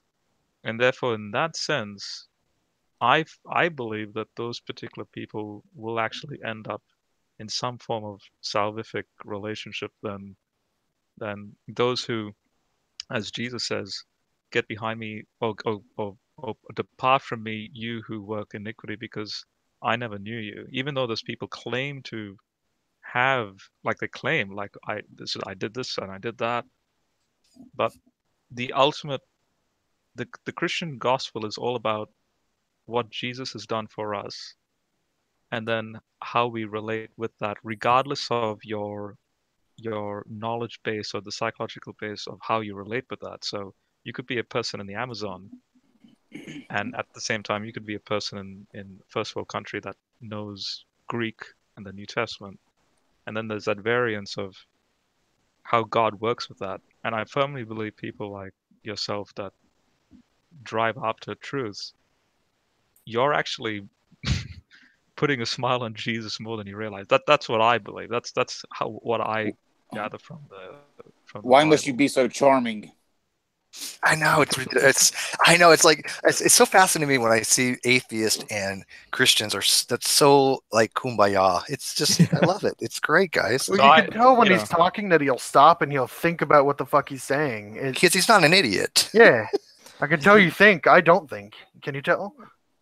You know what I really. No, but I'm being genuinely honest. Like that's the theology. And I know that. I totally know that. Oh, I believe you. I won't turn down a compliment. You know what I really love about all the hell comments when, I mean, at least on my comment sections, I don't know for you guys, but my comment sections are flooded with, it's a really weird mix. There are people who like the conspiracy ones that like deny all of history, and then there are the fundamentalists who also deny all of history, but in a different way. What I really love about the hell comments is like, I don't believe in hell. Like that's not really like. Are you afraid like when someone tells you Santa is going to give Voldemort's you going to come and get you? Yeah, I mean, I don't like kind of make those kind of comparisons. I think that Santa and those kind of arguments lend to bad analogies. But I got to tell you, I don't believe in a fiery hell. I just don't. I straight out believe that is bullshit. And I'm fine with that. And if somebody wants to threaten me with hell, they're not doing anything to change my position except for showing me they don't understand what an argumentum ad baculum is. They think that if they say, oh, you believe me or you're going to suffer these consequences, I'm like, I don't believe you and I won't be suffering those consequences because I don't believe you. Well, the analogy only goes so far to say that why would I be afraid of something I don't believe in? Yeah. There might be something after. Like I said, yeah, there might be. There might be. I have no idea. It's not their version. I don't accept that version. I don't accept younger creationism. To me, that particular God that's telling people the Earth is 7,000 years old, either that God doesn't exist or he's wrong. It's. I don't know any other way it could possibly be. I mean, and if you have this view that you don't really need to believe as long as you're searching for truth and you're a good person, then we're all good to go. God's going to give you a free pass anyway. Then at that point, why not just dump all the religion altogether and get rid of something that you don't need to argue about? Just focus on truth and being a good person. No, I don't agree with the idea of hell. I find hell completely abominable in concept. Sounds hot. Yeah, I do too. But there is a universalist approach that, most people, if they're good people. But even then, the bad people, I don't think it makes sense to me to have this infinite torture. No, sure, of course not. I don't believe that. For a finite crime. Yeah, exactly. I stole a cookie once. Uh-oh. Especially when this omnipotent God knows exactly what it would take to change my mind, and he keeps that from me. Yeah, no. Well, that's the argument from divine hiddenness. That literally what it is you're a non-resistant non-believer, and therefore, why is God hidden from you? No, there's a verse where Jesus himself says that the reason he uses parables so often is to essentially fool non-believers. It keeps them confused and shit. I can pull up the verse if you want. I got my Bible right fucking here. Isn't that in Mark? Oh yeah, but the second conjugated version of the feminine clause in second-tier Greek. No, but you see that whole parable thing is what I was getting at with Bowen, Dr. Bowen, on the notion of the cryptic nature of God's plan of salvation and all that. That's the parable. I'll put it in side chat. 10 points for Gnosticism. I'll put the verse in side chat because whatever. So, anyways, we got a new person in here. I'm going to butcher this, but I'm going to try. Joaquim? Did I get it right? Joaquim? Awesome. You have to unmute. Joaquim. Phoenix? No, that's my name. Joaquim. Joaquim! Let's all say it together now because it's like really cool. Joaquim! Don't spit. Don't spit on your monitor. Were you guys talking about Luke 16, the parable of Lazarus and the rich man? Verse 10 and 12, I think. Yeah, well, that's not really about hell. That's about the intermediate state, right? Hell doesn't really enter into the equation. I mean, like the eternal punishment doesn't really enter into the equation there. It's not, the resurrection hasn't happened yet. And it's a parable, so it's kind of not really about hell. It's probably Jesus taking a story that the Pharisees were using and then sort of putting a twist on it so that now the Pharisees become the bad guys instead of what it was before. So it's not really about hell. So when Jesus died, supposedly, and he went down and saved souls in like 3 days, where was that? Was that Sheol? Was that Hades? Was that hell? Was it Gehenna? Was it? There's a lot of disagreement about that. I think you'll find that a lot of people don't really see him descending into hell. More like he was just. Some people say he was just dead. And that they're misinterpreting the verse completely. That's referring to something totally different. It really, that's a hard verse. It's a hard verse to understand. Oh, well, I think a lot of verses are like that. That's why there's so much open to interpretation. And you have two factors that I am looking at. One, you have a big book. The Bible is huge. And so the more you have in there, the more people can take something to support their particular position. And as I think we've discovered by numerous of these hangouts and numerous of the experts, a lot of people wrote stuff in the Bible, and each one of them had a little different thing to say and a little different interpretation. As Dr. Bowen pointed out, when you're doing textual criticism and you're doing this type of exegesis and you have something that you give to somebody, it can get changed a lot. And he's done that exactly that same thing. Have you not? Oh, indeed. And I mean, I'm certain that's and it's the whole point. Emmanuel Tovert is textual criticism of the Hebrew Bible based. I mean, it's centered around this. I mean, it's what we have to do. I actually just gave a lecture on textual criticism. I just concentrate on the New Testament stuff. But if you want to check it out, it's like 40 minutes. It's on my channel. What was your basis? My basis? Yeah. Well, I mostly used I mostly used Metzger, and I went over how mistakes were made. And, like, I talked about both intentional and accidental stuff, and like I talked about the Trinity doctrine, the Johannine comma, and the pericope adulterae. Those were like my main events. That's awesome, quote unquote, so to speak. I didn't understand a word you said. Is that what people? Is that what I sound like when I talk science? Because I have no idea what the hell you just said. The Good. The pericope adulterae is Jesus and the woman taking adultery, and then the Johannine comma is like part of like First John 5-7. It's the only part in the Bible that explicitly outlines the Trinity doctrine. Gotcha. Which one? Real quick, I put First John 5. Sorry, I think it was the First John. Sorry, I messed it up earlier. First John 5:7-8. It's right. You're talking about the KJV, the Textus Researtus. Yeah. Yeah, and you guys were talking about the KJV only people. I harp on them a lot because even as an atheist, it makes me angry that they're using such a bad translation. Love that discussion.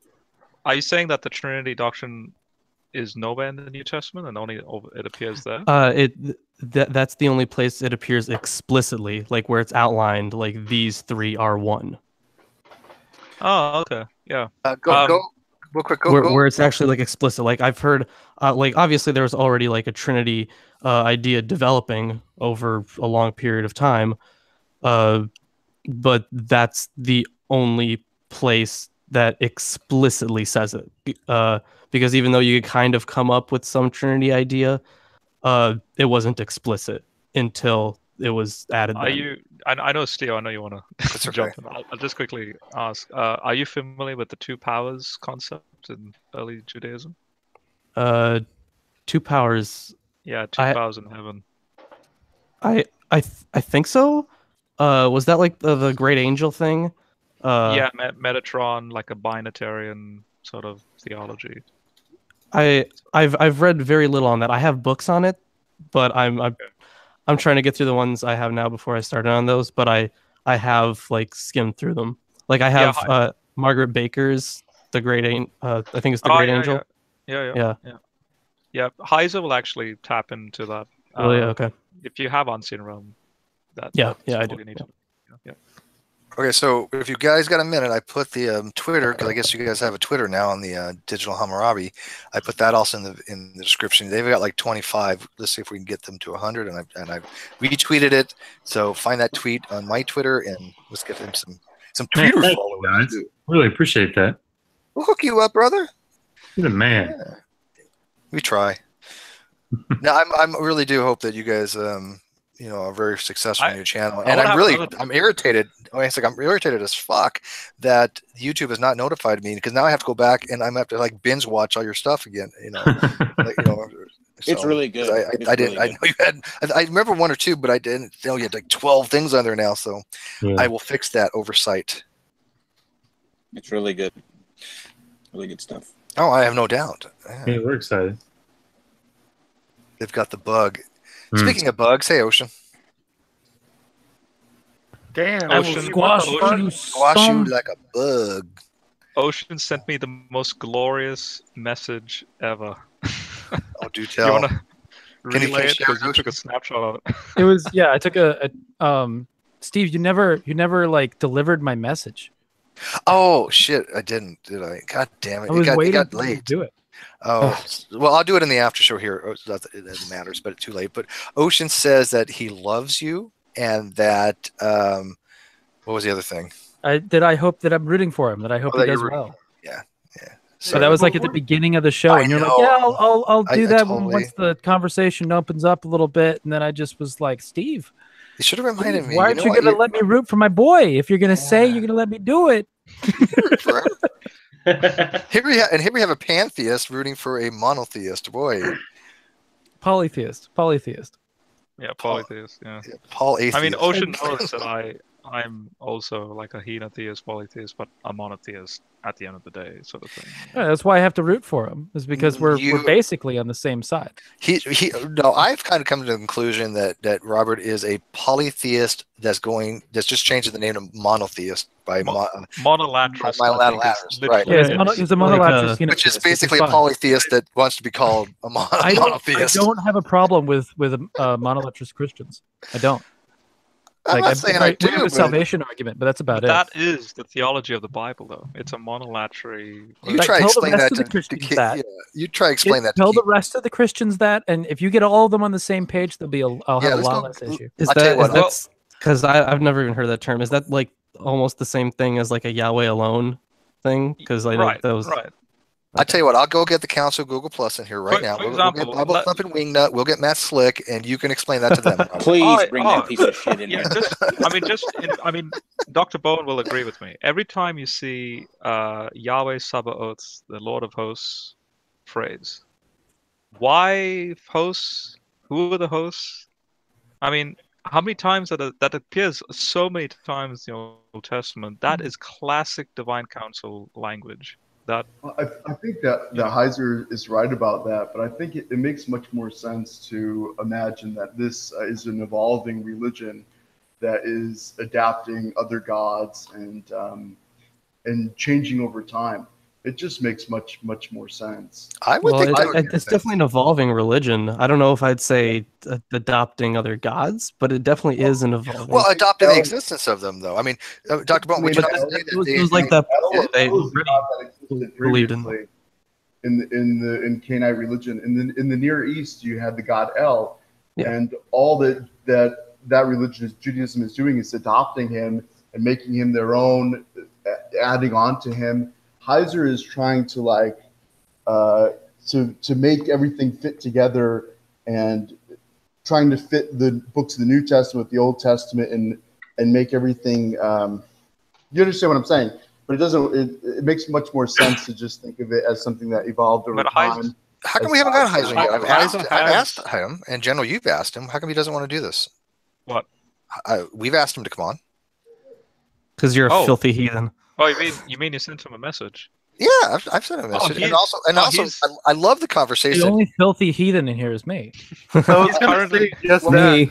Technically, Ocean's a heathen, but no. He on a technicality. He responded back to me saying he's currently in Israel and he can't do anything until the end of the year. The discussion that you had with him on that Facebook page with oh my goodness, who else? It was Richard Carrier. Oh my God, was that epic? Whoa, I want to see that. It was epic. Wait, where is that? It's on Michael's group page. No, it's on my. It's on yours? Oh, I thought it was Michael's profile. Okay. I'm gonna have to. He can link it. It was just oh my God! It was like Clash of the Titans. Yeah, if you scroll through my wall, I gave a Christmas message, December 25th message on what I believe to be the date of Jesus's birth, which has no correspondence. This may sound conspiracy, but it has no correspondence to 9/11. But my post was arguing that Jesus most likely was born on September the 11th, 3 BC.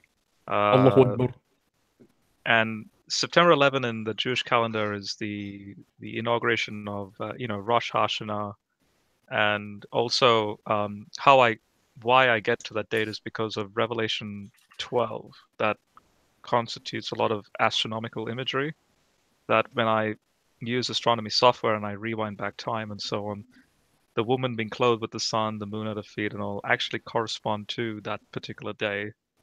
And then the last nail in the coffin would be the death of the date of Herod's death, which if it's 4 BC, then a 3 BC date won't work. And by the way, 3 BC date was unanimous in the early church. So recently through investigations into certain coins and certain chronologies. Like Andrew Steinman in 2009 wrote, when did Herod die? That was the paper he wrote, and there's evidence now that he may have died in 1 BC, which perfectly aligns with Luke's census, for example, and all that. So when I wrote that post, I forget now how Richard Carrier was involved, but he got involved. And then we had a back and forth for, I think, about 100 comments. And then randomly out of nowhere, Michael Heizer pops up. I remember seeing this and reading it and just being like, good Lord, you guys are going at each other. It was insane. Yeah, and Michael Heizer pops up. And then I think Heizer gave a very, like, I guess you could say, you know, like how a scholar would talk to a student sort of comment. Like, he gave 1 or 2 comments like that and then left it. But yeah, it's kind of funny how popular those guys are, Heizer and Carrier, because they're both. A lot of people kind of consider them on the fringe of scholarship. I like them both. I mean, I'm a huge Carrier fan. In fact, he actually came in town, and we hung out. And do you guys know that show Hot Ones? It's like they eat it's like an interview show where they eat progressively hotter wings. It's awesome. I love the show. But we did like a Hot Ones style interview with him, and it was awesome. That's badass. Yeah, it was great. The video is going to be up next week, but it was fantastic. Richard Carey's awesome. I really like Richard. I know a lot of people have issues with him, and you know what? I've realized it's a big internet. You're not going to get along with him. I have issues with him.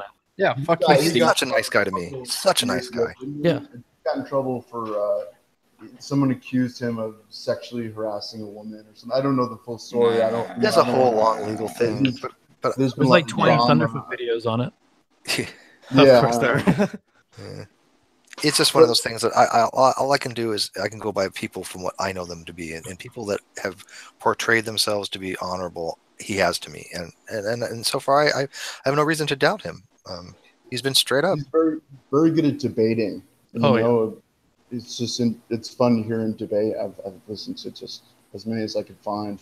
But it is weird when people say that he's like the Kent Hovind of mythicism, and it's like, yeah, come on, the guy does scholarly work. You can disagree with him, but let me see why you disagree with his scholarly work. Like, he's a legitimate like scholar. He has like necessary degrees and stuff. Like, yeah, he's fringe, but he's not like a quack. Oh, so you're saying Jesus came from a pineapple? I wish I had that on soundboard.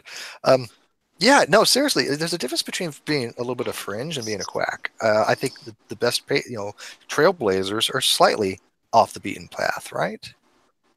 Well, they kind of have to be. You think so? Yeah, I do. Sure.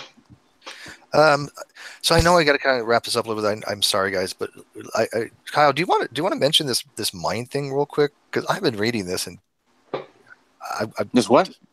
That whole mind experience thing. You want to mention that, or you want to like save it? As a teaser. We can give you a teaser.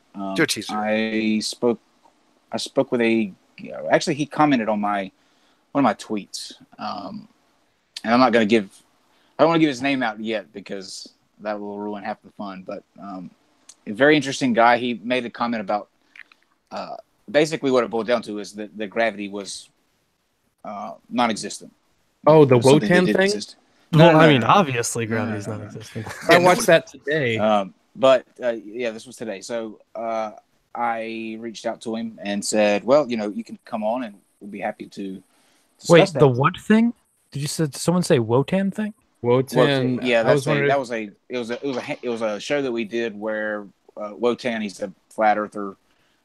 It went really south very quickly. It fell to pieces. There's a flat earther named Wotan? Yeah. Or Wonton or something or other. He's now back to Wonton because he performed so poorly. We were going to give him the benefit of the doubt, call him what his actual name was, but he's back to Wonton now. But it didn't go well at all. Hold on, guys. Hold on, everybody chill. Let me get through the story and then ask me the questions. Let me get through the story first. So this guy that I'm talking to today, we're having an exchange back and forth, and I got him to agree to come on to the show based on our conversation just about how he didn't believe in gravity, he believed in flat Earth. That's kind of what we do. So I said, that'd be great. Well, after we booked the date, which is the 24th, I went to his website and discovered that he does healings through Skype. Healings? Healings. He will heal you through Skype. Good. You heard I need someone to pray my gay away. Is he able to do this to a crowd? We're going to do a theory to practice. We're going to find out. We're going to find out. We're going to find out. Are we going to conduct an experiment? Can we Can we get all the people in the chat to just type in some problem they have they want healed, and they it'll focus be their magic out? It has to be through Skype. He can't get a good reading if it's not on Skype. I have a question. Does anyone realize that it's 2008? We're going to do it to Steve, definitely. I mean, that's without question. We're doing it to Steve. Steve is getting something healed that day, but he wants to debate. He wants to debate, so it's going to be a discussion on one of those issues. I have to find somebody to refute. I don't know how to approach that. I need to find somebody that will send me his website, refute somebody that can heal. I might be your guy, Kyle. Can Send we me find his out? website. Maybe because I'm studied in Reiki and a couple of other things. Are you a Reiki practitioner? Yes, I am. Okay. I went through a Reiki initiation and all that shit, so I've done all that crap. I understand that world. I'm pagan, obviously. So if you want, that is if he'll do it though. Like I don't know. Right, I understand that. Just shoot me the website that he was talking about, because there's a couple, given his name and a couple of other things, there's a few red flags I want to look for, because there's a lot of interesting things that I'm suspecting red flags, from what you've told me. You could heal people over Skype. Yeah. But they might not be there. Let me just check, and then I'll let you know. So isn't just somebody saying, I don't believe in gravity and I can heal you through Skype enough of a red flag? Are there any other red flags? There's a couple of other things too that I just heard that I was just like, wait a minute, there's probably more to it than that. He's a nice guy. Usually there is with these kind of guys, but I do want to take a look at his website. Just shoot me the link and I'll let you know my thoughts. If look at Ocean's profile photo, that in itself should show how legit he is. Do you think these powers could be used for evil? Like, can you instead of healing, can you send them? Give people AIDS over Skype? Exactly. Skype is already I'm going to AIDS. curse you with an enlarged prostrate. But anyway, guys, let me tell you this before I head out. This is going to be a really cool show. On the 17th, we have a guy named Allegedly Dave coming on, and allegedly you don't know Dave. His name? Well, allegedly it's Dave, but he is a flat earther, a proponent of urine therapy, and a sovereign citizen, all wrapped up into one. Oh, you finally got a sovereign citizen. I finally got my sovereign citizen. I read his book on urine therapy. Yeah, you guys are going to be in for a treat. Yes. You're in trouble. So, excuse my ignorance, but what is a sovereign citizen? Crazy people. They think they are their own country. Like they don't. So a sovereign citizen believes normally it's a combination of. Long story short, they don't think they have to follow United States laws. Right. Oh, is it kind of like so drunken peasants always went over that dude who's like, I am the living man? Yes. That's a sovereign citizen. Okay, gotcha. If you want to have a lot of fun and learn a little bit about them, Mr. Medicare has I think 2 or 3 part series called "Am I Being Detained?" That's fantastic. By the way, everything by Mr. Medicare is fantastic. You can't go. Am I being detained? I love that series named. Am I being detained? Am I being detained? It's excellent. What he does in that video is just masterful. Like I just go to YouTube, type in sovereign citizen, and go down the list. Yep. I do just look at. There's tons of videos of them resisting arrest, getting arrested, and getting away with. Saying, "Am I being detained?" over and over, which is a fun strategy to do with cops. Yeah. I gotta tell you my favorite one. The thing is, though, what do you do? Sometimes get away with it, but sometimes they knock in your window. I have no idea where do you start with this guy? I mean, we're not going to have enough time to get to. He also does not believe that white is a color, like a race. Well, that's one of his colors videos. don't exist. Okay, see, is this the same guy that we're talking about? Okay, Steve. Yeah. Yeah, No, this is no, one of no. the red flags that I was This talking is about. not that guy. All right, well, let me Not tell you that my guy. favorite story. And by the way, the godless I went. It's okay to be white. The godless I went tomorrow on his channel. He has, believe it or not, Kyle and I did a Bible study with him. Yes, it's true. It was recorded, and then tomorrow, I guess it's going to be on his channel. So if you want to see Kyle and I do a Bible study, there you go. But my favorite one, did you guys ever watch the one where this obstinate kid was just trying to get into looked like a jury's room or jury's chamber with the camera, and the two big security guards there like, you can't come in, and he was just being belligerent as fuck, doing the sovereign citizen shit, and the guy just stepped. Oh, you're one talking step about back. P. Barnes. I don't remember his from. Yeah, the dude's a fucking guy legend. just took one step back and calmly pulled out his taser weapon, said, "Please step back," and fired it like at the same time, just calmly. "Please step back." Pop. Yeah, that's P. Barnes, the man, the myth, the legend. That was the greatest fucking video I've seen on that.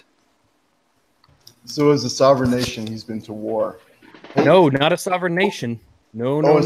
Citizen. Ain't no nation. They believe that, Yeah, they're really upset about the use of the word nation. They don't travel, and they don't Nations drive. are corporations, travel, you see. and they think they're under maritime law. Never sign anything in all caps. They apply to the Articles of Confederation. Has a bank account attached that you can pay your bills with. There's a video of a woman that tries to appeal to the Articles of Confederation to a cop who just takes her out of the car, and she starts screaming that she's being raped. Yeah, that's a really that's one of the ones that kind of blew up. Yeah, do you know that true story? Ken Hovind actually tried using that by that whole capital things. He went to prison, didn't he? Yeah, this is how well it worked out for him. Ken Hovind is not he used all capital letters, and then when he talked to the judge, he was like, "Well, but Your Honor, it's that Ken Hovind with the capital letters. I'm not that Ken Hovind. I am Ken Hovind with lower letters. I'm a sovereign citizen," kind of thing. The judge was like, "Here, let me give you 9 years in prison." So let me tell you how well that works out for you. Yeah, see, Kyle, you know how easy it could have been to get a sovereign citizen on the show? You just call up Ken Hovind. Yeah, let him do your little. I tried. I offered to go and volunteer at Dinosaur Adventureland for a weekend. He volunteered as both to Kent to get Kent Hovind back on. Was he one of the dinosaurs? He's still saying no. He has cut ties with us. He left too defeated last time, so that's over. So could the as we knew it would be Guantanamo Bay? Like, I think that everybody kind of predicted that would happen. Oh yeah, I told Aaron. I don't think he did though. That's the problem. I don't think he predicted that. I don't know. I knew with Aaron Ra. He's been avoiding Aaron Ra for years now.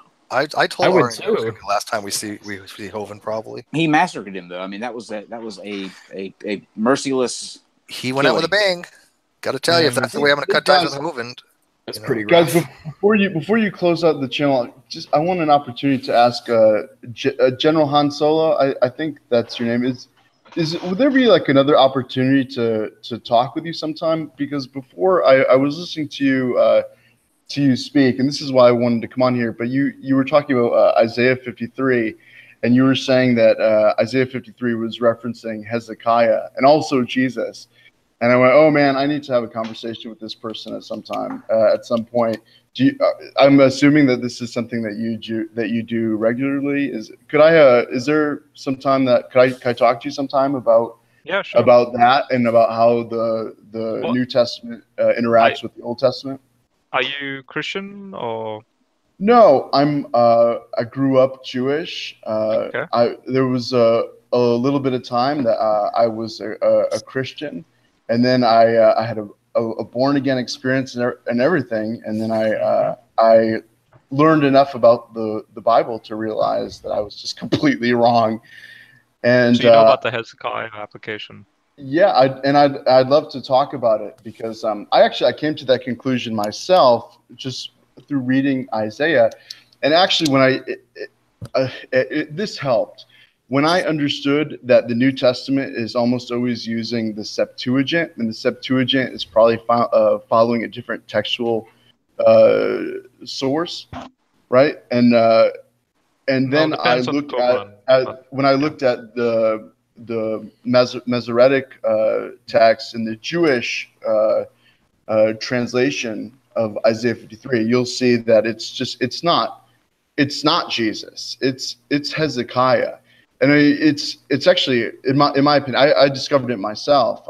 I I imagine that it was more likely that it was the traditional Jewish interpretation is that it's referencing all of Israel as a sort of corporate entity and then referring to it as a person. But I do think it makes more sense that it's Hezekiah. So I was really interested when you said that. But then for you to say that it also refers to Jesus, to me, I don't think you can get there at all. In fact, I think that almost every time the New Testament uses the Old Testament, it's a complete mess.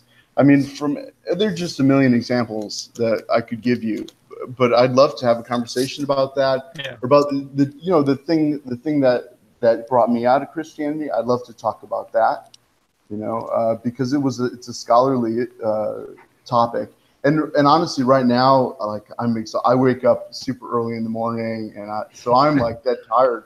So if at some other point you want to have like a more complete conversation about those issues, as someone who was a Messianic and a born again believer, and who came out of it because of my studies, I'd love to talk about it. Just quickly, are you familiar with Arnold Fruchtenbaum, Michael Brown, Peter Flint? I thought you were going to say Arnold Schwarzenegger, and I was happy.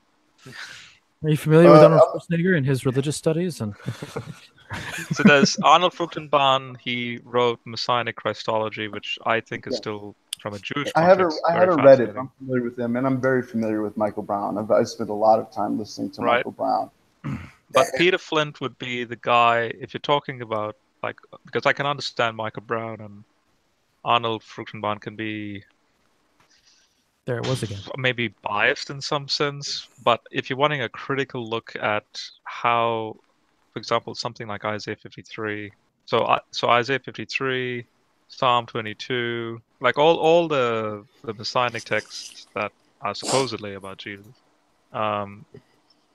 Peter Flint, he passed away in 2016, but he was, you could call him the go-to guy as far as Dead Sea Scroll literature, and he's written many books on the relationship between the theology of the New Testament with respect to the Dead Sea and the Qumran community. And so I think you'll be pleasantly surprised. Like, basically, in a roundabout I'm not way, too familiar with him. Are you sort of coming from the same viewpoint as Eisenman, that the early Christian community is connected with the Essenes, or not specifically. I would say John the Baptist would be an Essene, but the theology of Qumran is that the whole Pesha, this notion of Pesha, so for example, Acts 8, you have the story of the Ethiopian eunuch, and Philip then is like, oh, Isaiah 53 is about Jesus, and that type of Pesher exegesis has a legitimate history tracing back to the Qumran community, even though the context is about Hezekiah in Isaiah's time. We're going to have to continue that another time. Well, I don't think that. I'd love to have a deeper conversation of these things. I don't think that that's a legitimate. I think when you start to do things like that, you're really walking on. And I'll tell you what, I would love to have a conversation with Rags about the best resolution for boobs in gaming, and if pyramid boobs are a good thing. Well, how can I have? When you have time for that? With you? Well, are you on Facebook? Yeah, I'm on Facebook. You can add me. Do you see on the right? JOA. No, do you see on the right in the side chat, within this chat, do you see the side chat conversation? Mm-hmm. I put links to Mel, to my Facebook posts. See, I think Rags in my discussion would get more views. If you click on one of those links, you go to my Facebook. And also, when it comes to what you guys were just talking about, like Isaiah and the boobs or Isaiah, okay. Isaiah and the Qumran community, there's a really good book that it's a collection of papers. It's called The Historical Jesus in Context. There are a lot of great papers in there on that stuff, along with like a bunch of other stuff. Really good. I recommend it for everybody, actually. And I guess we're going to leave it with that, except somebody wants to do boob physics. That would be actually, you know what? Believe it or not, Robert could do that. He has a background in physics. How they jiggle, how they move symmetrically, forces. That would be kind of interesting. I think. Don't knock it. It would get views. It would get views. Ordinary differential equations to describe the curvature of ODEs, baby, ODEs. Yeah. So, anyways, thanks for this after show tomorrow. Obviously, there's no show for the Non Sequitur show, but there is Kyle going to be on. What are they going to be on tomorrow? You know what? I got to look at my schedule here so we can get that out there. And let's see here. Anybody want to plug their stuff while I'm looking for that so we can get that out of the way? Plug your shit, people. Tomorrow Kyle is on the Heathen Hour podcast. That's what it is. Well, I'll plug my shit if no one else is going to. You can. I do a lot of stuff on history, and I've even had some people call me more of a theologian, which was really weird. But I do a lot of stuff on the history of the Bible, and the channel is Milwaukee Atheists. We do a Bible study every week, Atheist Sunday School, live streamed. It's fun, but we also try to include some scholarly stuff in there. We try to keep it light. That's my whole thing. Milwaukee Atheists. Just quickly, Milwaukee. Since I did see one or two, like you and a friend, like you're reading through the story. Yeah. And I actually like that you guys are doing that. Oh, thank you. I would be fascinated if you could, because I finished an entire Bible study on Ephesians. It's on the Google Drive. If you go my Google Drive link and you click Robert Studies and Bible Studies. Right now I'm going through Revelation. This is for an academic group at university. But if you can, if somehow, like I don't want to have you go against your schedule, but somehow, like if you're going through Ephesians, for example, and then correlated with what I produce in the studies there, I'm interested as an atheist to see your reaction. Okay, yeah, sure. Definitely when we get to Ephesians, because we're doing it, in canon order. But I have done an episode on Ephesians, and I kind of go over from a textual critic standpoint. It's textual history and stuff. Okay, Robert, your channel, Sentinel Apologetics. Yes, Sentinel Apologetics. Just you. What's really distinctive is it has a Tesseract Salvador Dali painting of Jesus, the cross. So you won't miss it. Yeah, there's a 3D cross with Jesus on it from a Dali thing. 4D cross, yeah. Yeah, 4D. Yeah. And obviously, Digital Hammurabi, you guys are in the video description. Want to promote your thing real quick? Yeah, I mean, we're putting out videos now Monday through Friday, little daily data, we're calling them, but little fun facts from the ancient Near East, and things like old Assyrian marriage, or things about Hammurabi, or the Mies P ritual. Anyway, lots of interesting little things. And then on the weekends, I usually do a mythological text summary. Last weekend was The Poor Man of Nippur, which is one of my favorite Akkadian literary texts, and try to start interviewing. We're just 2 weeks old, so we're going to start trying to interview young scholars, either getting their PhD in ancient Near Eastern studies or recently graduated, working in the field, to talk about their specialization. So yeah, it should be good. Should be exciting. They're YouTube babies. It's so cute. Yeah. And then Ocean, do you got anything you want to do? Let's see. I've got a Twitter. I make fun of people on it. Beyond that, there's a lot of stuff that I do that I can't necessarily mention on here, but I don't have anything really to plug. So, yeah, well, with the exception of maybe my Twitter. Oh, there you go. And yeah, by the way, like I said, I put Digital Hammurabi's Twitter in the video description, and I put this out earlier. Anybody who messaged to me, likes something, or does whatever with my Twitter, I will automatically follow them for the next couple of days. I'll try. I usually try to anyways, but I'll make a conservative effort to try to. If you're looking for me, I'm the first person that responded to it. yeah, but he's like, it's like, hey, you already followed me, but I like you anyway. Appreciate that. And Rags, you got anything you want to add? By the way, congrats, you got your shit in order finally. Yeah, finally. Oof. but I don't know much about the Bible. I've read it. I've read bits about it. I can tell you about social justice or video games or the industry. We can talk about that. And we will. If the Bible gets you down. So, yeah, there you go. Don't come to me for Bible stuff. I'll just ask questions. Like you'd think all this confusion wouldn't be necessary if, he knew there would be all this confusion about it, Period. There you go. Mic drop.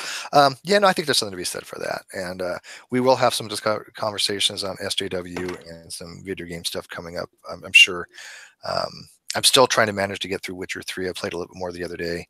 I need to find that mod for traveling. You got me all excited. And it's Nexus Mod Manager. Do that. Nexus go to Nexus. Yeah, Nexus Mod Manager is way to go. And it's not cheating because I don't want to cheat. It just saves time.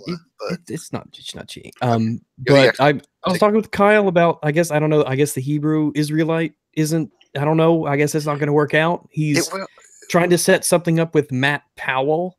So he's pleasant. He sounds pleasant and bright. I'm going to be talking to Brother Ernest on Tuesday. I've got a big list of questions for him. Poke his brain a bit. Should be quite the discussion. Should be great. You don't have much experience with them, which I think it's going to be funny because you're going against something that just is kind of bizarre to begin with. And I went to some of his websites. I got a bunch of questions lined up. I went to his websites. Jesus was not a Jew.org, etc., etc. Jesus was not a Jew.org. 9/11 was an inside job by Zionist Jews and things like that. It'll be great. It's gonna be great. We're gonna have a gay old time. It'll be magical. What day is that? Is that the? It's Tuesday. I have something on the 20th. Let's see here. This Tuesday. The right to be offended. No, that's Bunty King. Yeah, I tried to get. I think Andy Worski said he was okay with talking to Kyle, so I gave him the NonSequitur's Discord. Yeah. I went to JesusWasNotAJew.org. Israel did 9/11. Yahweh's Flat Earth. And what was the other one? Oh, I forget. There were some pretty good ones. Some bizarre stuff, to say the least. It's fucking amazing. I can't wait. Well, we're pretty well booked till the end of the month. We're trying to get some people for next month. I've got. I'll throw this out there, a teaser. Russell Glazer is going to be joining us from the Atheist Experience. So, you guys know who Russell is? You mean Russell Glasser? Glasser, yeah, Glasser. That's it. Glasser. Is me and Kenny Rhodes going to be a thing, Steve? Who? Me versus Kenny Rhodes. Yeah, I told you we could probably arrange that. You have something coming up with SJ, although you're going to be on her side, but say what? You have something coming up with SJ, don't you? Yeah, we're going to do Infinity War on Monday. Yeah. I've talked to Russell in the past. Didn't he used to work for Blizzard, or still does? He works for Blizzard. Yeah, really cool guy. Yeah. Kenny Rhodes does? No. Russell Glasser. What the fuck? But I just got to figure out. Yeah, it's Russell Glasser. Yeah, I'm like, I don't know what topic to do with him. I told him I'd figure out something. But he's cool about that. So, anyways, we have a lot of stuff planned, guys. So I appreciate you guys watching the after show. And with that, I'm just going to call it a night because I can't talk past 10, and I'm only going to get yelled at for that. So I'll see you guys not tomorrow. But tomorrow, like I said, I'm taking the day off because I got to go get some stuff done. So see you Sunday.